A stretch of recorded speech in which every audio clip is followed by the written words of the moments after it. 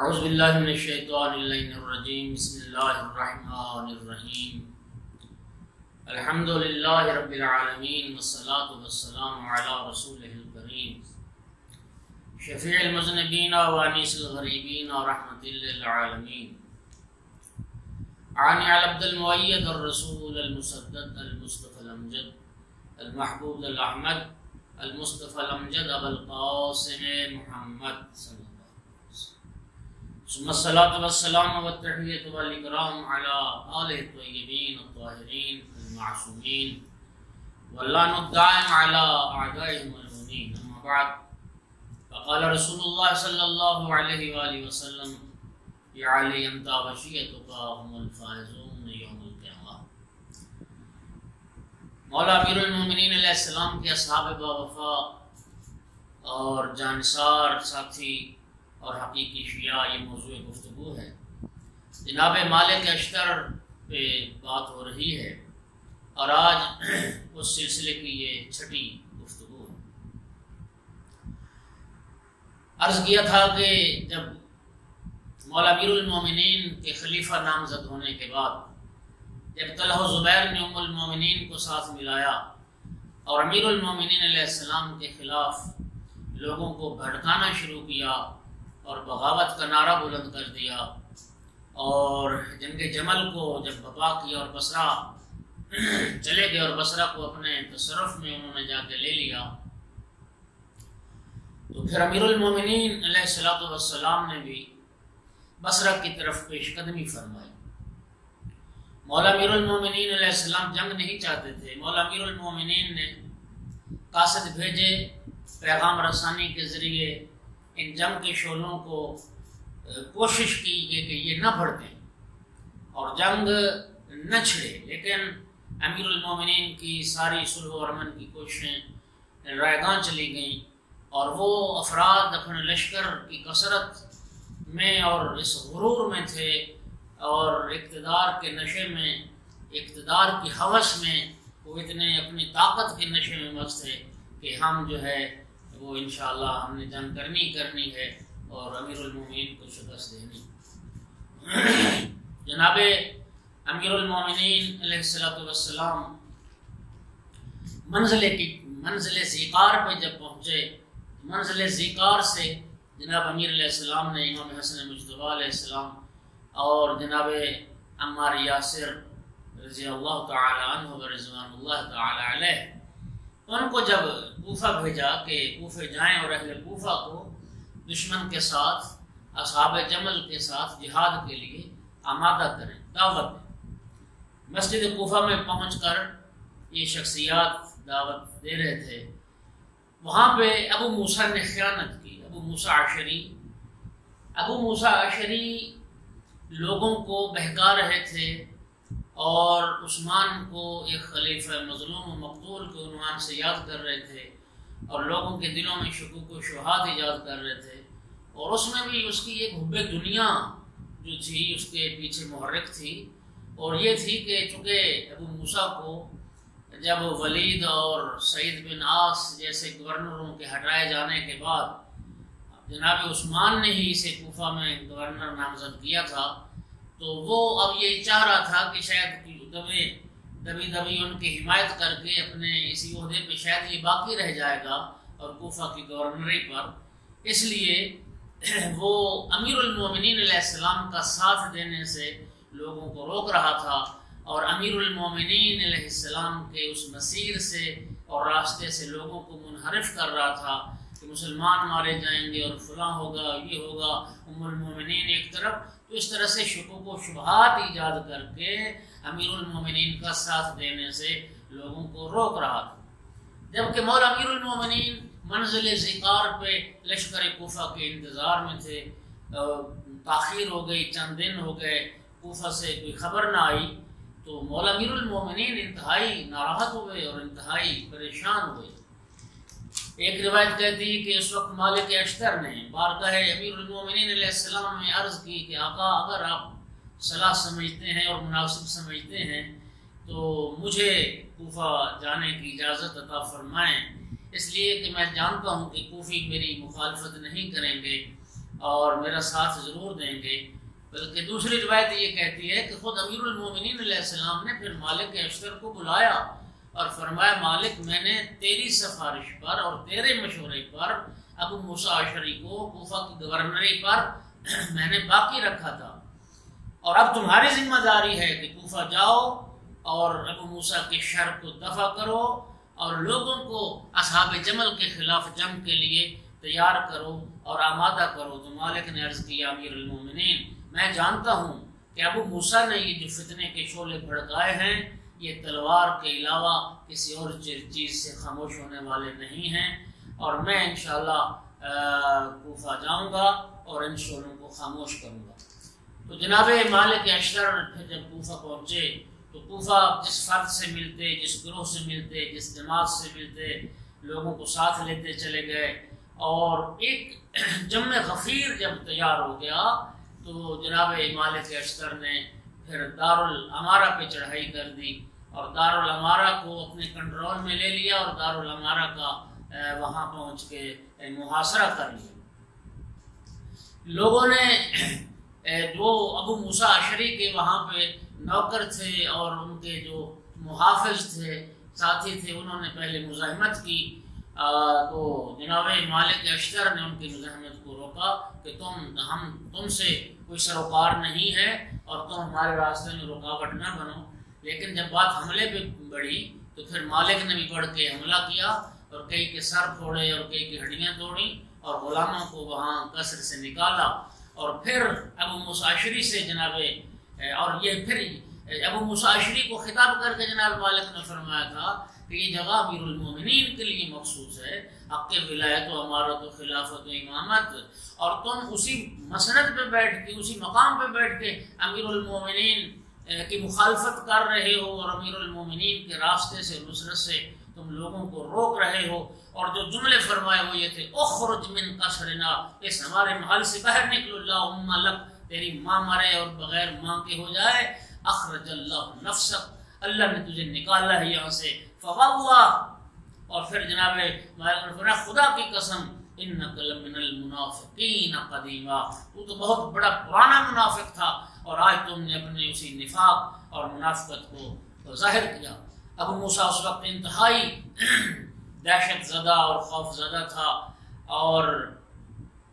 پھر وہ منت سماجت کی اتر آیا، لوگوں نے اس کے اموال کو غارت کیا، اور مالک نے فرمایا ابو موسیٰ دیکھا تم نے، یہی لوگ تھے جن کو تم علی کے خلاف بھڑکا رہے تھے اور وہی تیرے مال کو غارت کر رہے۔ تو ابو موسیٰ جو تھا وہ منت سماجت کرنے لگ گیا کہ مجھے ایک رات کی اور مہلت دے دی جائے۔ تو جناب مالک نے ایک رات کی مہلت دی اور فرمایا اس کی شرط یہ ہے تم یہاں اس محل میں، اس دارالامارہ میں نہیں ٹھہر سکتے، کسی اور جگہ پہ جا کے رہو گے۔ لوگ متعرض ہونا چاہ رہے تھے، لوگ مالک سے ابو موسیٰ کے، تو جناب مالک نے فرمایا کہ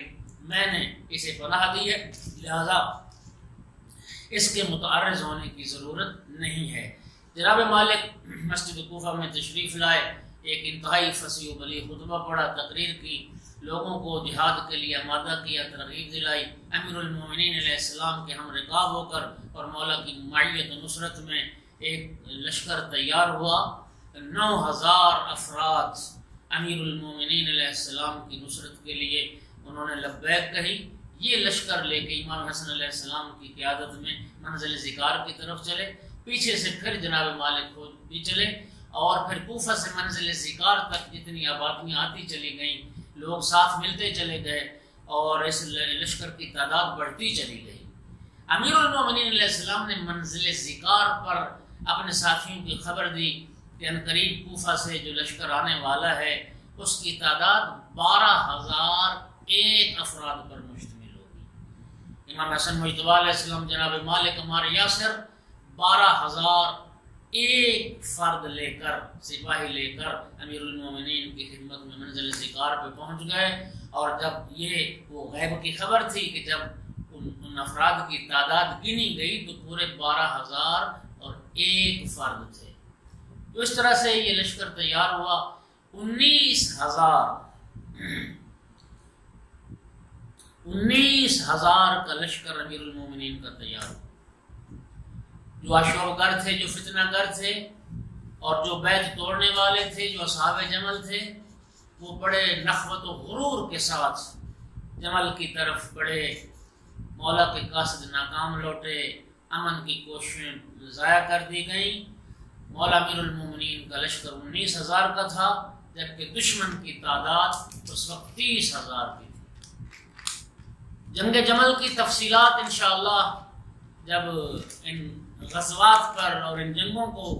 موضوع کلام بنائیں گے تو پھر تفصیل اس وقت عرض کی جائے گی، کیونکہ اس وقت موضوع جنگ جمل نہیں ہے، موضوع مالک اشتر کی شخصیت اور ان کا کردار ہے۔ تو جنگ جمل میں میمنہ پر جناب مالک اشتر کو امیر المومنین نے متعین فرمایا، صفیں آراستہ ہوئی، جنگ شروع ہوئی، اور مخالف دشمن کے جو میسرہ کا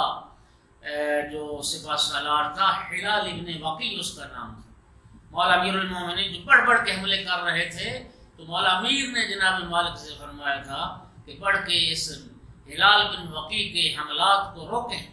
جناب مالک اشتر نے بکھرے ہوئے شیر کی طرح بڑھ کے حملہ کیا، اور اس ہلال بن وقی کو جو دشمن کے میسرہ کا کمانڈر تھا، اس کو خاک و خون میں ملایا اور اس کو واصل جہنم کیا، اور پھر میسرہ کو جناب مالک نے شکست دی۔ اس کے بعد دشمن کا لشکر کا ایک اور بڑا سپاہی عمرو ابن یسربی، یہ دشمن کا ایک بڑا چالاک اور تجربہ کار ایک سپاہی تھا، جس نے جناب امیر المومنین علیہ السلام کے لشکر کے چند افراد کو شہید کیا۔ جناب مالک اشتر کے مقابلے میں جب یہی امر آیا تو یہ گھوڑے پہ سوار تھا، تو جناب مالک اشتر نے ایک نیزے کے وار سے اس عمرو یسربی کو گھوڑے سے زمین پہ دے مارا، زخمی ہو کے گر پڑا۔ اس کا وجود بڑا بھاری بھرکم تھا، بڑے جسم اس کا لحیم و شہین تھا، تو جب وہ زخمی ہو کے گھوڑے سے گرا تو بھاگنے کی اس میں سکت نہیں تھی، فرار کرنے کی اس میں سکت نہیں تھی۔ امیر المومنین کے ساتھیوں نے اسے پاؤں سے اور ٹانگوں سے گھسیٹ کے انہیں امیر المومنین علیہ السلام کی خدمت میں پہنچا دیا، اور جب مولا کے پاس پہنچا تو پھر معافی مانگنے لگ گیا کہ مجھے معاف کر دیا جائے، تو مولا امیر المومنین نے اس کو معاف کر دیا۔ لیکن جناب مالک کی ضرب سے پھر وہ جان بھر نہ ہو سکا اور بالآخر وہ واصل جہنم ہو گیا۔ اور جب یہ مرا عمرو یسربی، چونکہ دشمن کا ایک سپہ سالار تھا اور کمانڈر تھا، تو پھر اس کی بیٹی نے اپنے باپ کی لاش پہ جو مرثیہ پڑھا تھا، تو اس مرثیہ کے 2 شعر بڑے سننے کے قابل ہیں اور توجہ کے قابل ہے۔ کہتی ہے کہ لو غیر الاشتر نالہ لندبتہ وبقیتہ ما دام حزب اوانی لکنہ من لا یعاب بقتلہ اسد الاسود وفارس الفرسانی۔ کہتی ہے کہ اگر مالک اشتر کے علاوہ کوئی اور شخص اگر کوئی اور شخص میرے باپ کو قتل کرتا تو میں اپنے آنسو کے آخری قطرے کے خشک ہو جانے تک میں اپنے باپ کو روتی رہتی، میں گریہ کرتی یہاں تک کہ میری آنکھیں خشک ہو جاتی، لیکن اب میں روں گی نہیں۔ لیکن من لا یعاب بقتلہ، میں اس کا جو قتل ہے عیب اور عار نہیں ہے، اس لیے کہ میرے باپ کو جو قتل کیا ہے وہ شیروں کے شیر نے قتل کیا ہے، اور ایک عظیم شہسوار مالک اشتر نے میرے باپ کو قتل کیا ہے۔ میرا باپ کسی عام آدمی کے ہاتھ سے مارا جاتا تو میں روتی، اب مالک اشتر جیسا عظیم سپہ سالار اور شہسوار اور مرد مجاہد وہ میرے باپ کا قاتل ہے، اور میں باپ کو روں گی نہیں۔ اسی میدان جمل میں طلحہ و زبیر کے بیٹے کے حوالے سے میں 2 جملے عرض کروں گا کہ طلحہ کا بیٹا محمد تھا جو اسی جنگ جمل میں موجود تھا باپ کے ساتھ، تو امیر المومنین علیہ السلام کے لشکر کا ایک سپاہی محمد کے مقابلے میں آیا تو محمد نے اسے شہید کر ڈالا، اور پھر یہ واپس اپنی کمینگاہ پلٹا، وہاں سے دوبارہ پھر تر و تازہ ہو کے پھر غرور کے ساتھ اور تکبر کے ساتھ میدان میں نکلا، اور مبارزہ طلبی جب کی تو جناب مالک کے اشتر محمد ابن طلحہ کے مقابلے میں آئے۔ طلحہ نے جب دیکھا کہ میرے بیٹے کے مقابلے میں مالک کے اشتر نکلا ہے تو پھر دوڑ کے جلدی سے میدان میں آیا اپنے بیٹے محمد کے پاس، اس کا ہاتھ پکڑ کے کہا ارجع یا بنیا عن ھذا الاسد الزاری، اے بیٹا یہ وہ شیر ہے جو شکار کی تلاش میں رہتا ہے، اے بیٹا اس مالک سے مقابلہ نہ کرو، اس کے مقابلے سے پیچھے ہٹ جاؤ اور پسپائی اختیار کرو، یہ تو شکار کی تلاش میں رہتا ہے۔ لیکن محمد نے جو اپنے طاقت اور اپنے اس غرور میں مبتلا تھا، طاقت اور اپنی جوانی کے کا، وہ پیچھے نہیں ہٹا، بس باپ کی بات نہیں مانی، کہا میں مقابلہ کروں گا مالک کا اس طرح سے۔ لیکن پھر کیا ہوا کہ جب بات کی پرواہ نہ کی تو مالک کے مقابلے میں جب آمادہ ہو تو جناب مالک نے ایک نیزے کا وار جو کیا محمد پر، اور محمد نے جب نیزہ دیکھا کہ یہ میری اب زندگی ختم کرنے والا ہے تو پھر اس نے راہ فرار اختیار کی، میدان سے بھاگنا چاہا، لیکن جناب مالک نے اس کا پیچھا نہیں چھوڑا اور اس کو بھاگتے ہوئے پیچھے سے جو نیزہ مارا اس کی پشت پہ، اس کے بل نیزے کا زخم کھا کے وہ منہ کے بل زمین پہ گرا اور تڑپنے لگ گیا زمین پر۔ مالک اس کی گردن کاٹنا چاہتے تھے کہ محمد ابن طلحہ نے پھر معافی کی درخواست کی کہ میری گردن نہ کاٹو، تم مجھے معاف کر دو۔ جناب مالک اشتر نے بھی اپنے آقا مولا امیر المومنین کی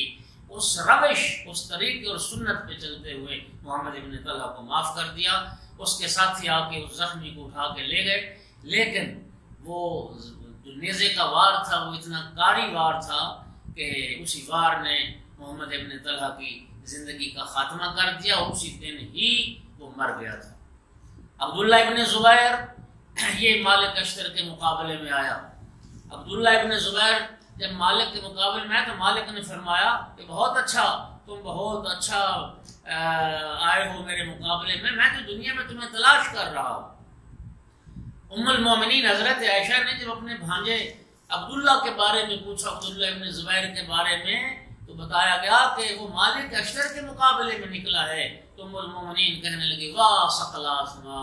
ہائے میری بہن اسما وہ بیٹے کے بغیر والی ہو گئی، ہائے میری بہن جو ہے وہ بیٹے والی نہ رہی، ہاں جی، اور بغیر فرزند کے ہو گئی۔ اور ام المومنین کہتی تھی کہ اشتر کے مقابلے میں جانے والا بھی کوئی زندہ اور سلامت واپس لوٹتا ہے؟ دونوں نے ایک دوسرے پہ حملہ کیا، جناب مالک اور عبداللہ ابن زبیر نے،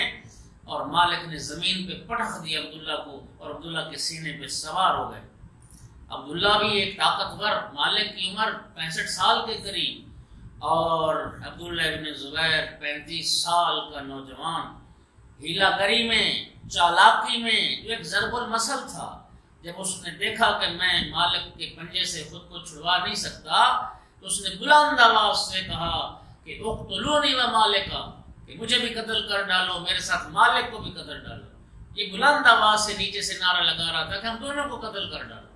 مالک کے پنجے سے چھڑانا تو ممکن نہیں ہے۔ بعض مورخین نے لکھا کہ اس وقت چونکہ سارے مجاہد جو تھے، جنگ ہو رہی تھی اور ایک دوسرے کے درگیر تھے، تو اگر یہ کہتا کہ اقتلونی و اشترا، مجھے بھی قتل کر ڈالو اور اشتر کو بھی قتل کر ڈالو، چونکہ بہت سارے لوگ جناب مالک کے نام سے نہیں جانتے تھے، اشتر کے نام سے زیادہ جانتے تھے، تو اگر اشتر کہتا تو شاید وہ بصرہ والا سارا لشکر ٹوٹ پڑتا، لیکن وہ مالک کے نام سے شاید وہ زیادہ پہچان نہ پائے، لہٰذا یہ کہتا رہا کہ اقتلونی و مالکا، اور پھر بصرہ کے کچھ لوگ، اس لشکر کے کچھ افراد آگے بڑھے عبداللہ ابن زبیر کی مدد اور نصرت کے لیے، اور وہ عبداللہ کو جناب مالک کے اس حملے سے بچا کے چھڑا کے لے گئے اور فرار کر گئے، اور اس طرح سے عبداللہ ابن زبیر جو ہے وہ بچ گیا تھا۔ اور جناب مالک اشتر جب ام المومنین نے پوچھا تھا جناب مالک سے، تو مالک نے یہی فرمایا تھا کہ اگر میں اس دن 3 دن کا بھوکا پیاسا نہ ہوتا، چونکہ میدان میں مجاہدین کی عادت ہوتی تھی کہ وہ زیادہ کھانا نہیں کھاتے تھے،